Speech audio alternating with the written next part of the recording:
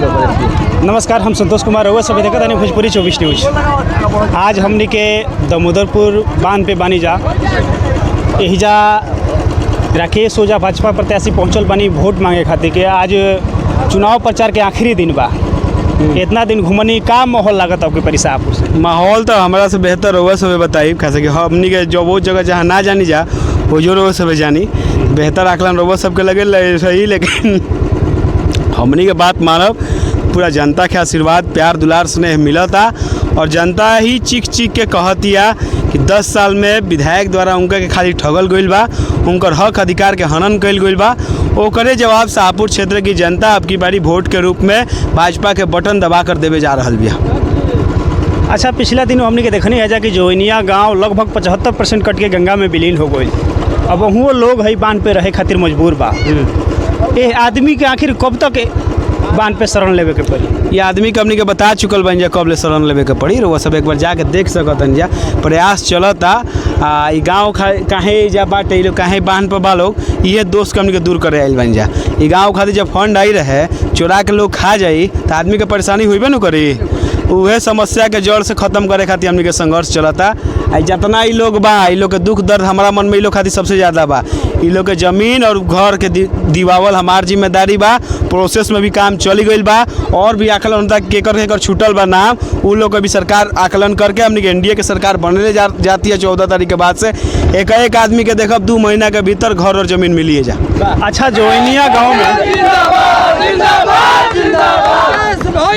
गाँव में +2 स्कूल रहल है। गाँवे ना पूरा पंचायत भर के बच्चा में पढ़त ले है। सब पे शिक्षा पे असर पड़ता, बच्चा भरपूर जा नहीं खेलो पावत।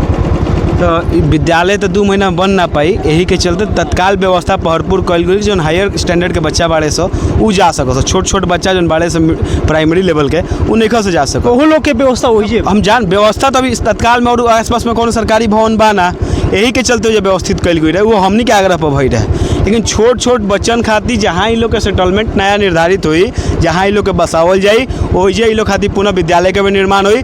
और विद्यालय शिक्षा स्वास्थ्य के फिक्र हमनिए के बा। ये मुद्दा हमनिए के उठावे, दोसर के ना उठावेला। शाहपुर क्षेत्र के जनता जानती। हम कोई नहीं 1-2 गाँव में छोट छोट बच्चा बाड़े से पूछनिया उ लोग के माता पिता कहला लोग बबुआ तो बहुत छोट बाड़े से नहीं हम भरपूर कैसे भेजी जा। तो दुख दर्द हमनी के समझता नहीं जा। इ लोग के जहाँ हमनी के बसाई जा वही विद्यालय भी बनाई जा। अच्छा, वोट मांगता नहीं घूम घूम के हर एक गाँव में हर एक पंचायत में जाता नहीं, का मुद्दा बा आपकी परिसापुर? पूर्ण रूप से विकास के मुद्दा बा। 10 साल में विकास भइल कहाँ बा शाहपुर में? या तो उल्टे जौन विकास के फंड आई ओकरो हजम कर दिल बा विधायक जी द्वारा। इस सब चीज़ के जड़ से खत्म करे के बाद क्षेत्र के शिक्षित बनावे के बाद, सुरक्षित बनावे के बाद और क्षेत्र के विकसित बनावे के बाद ये हमारा मुद्दा है।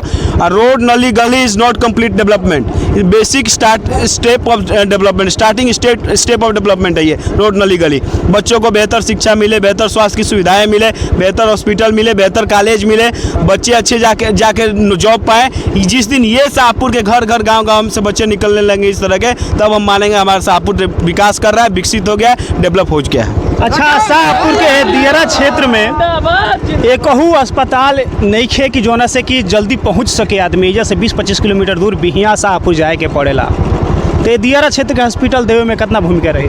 पूर्ण स्वास्थ्य के यही से ना बात कहनी है कि बेहतर हॉस्पिटल, खाली फॉर्मेलिटी वाला हॉस्पिटल ना, बढ़िया मल्टी स्पेशलाइज्ड हॉस्पिटल हर एक पंचायत के मुख्यालय में रही। आने वाला समय में मौका तो दिया उनके जगह पर पहुँची जा तब तो कुछ कर पाई जा। प्लान तो बहुत सारा बा लेकिन एग्जीक्यूट करे खातिर जगह पर पहुँचे के चाहे पड़ी।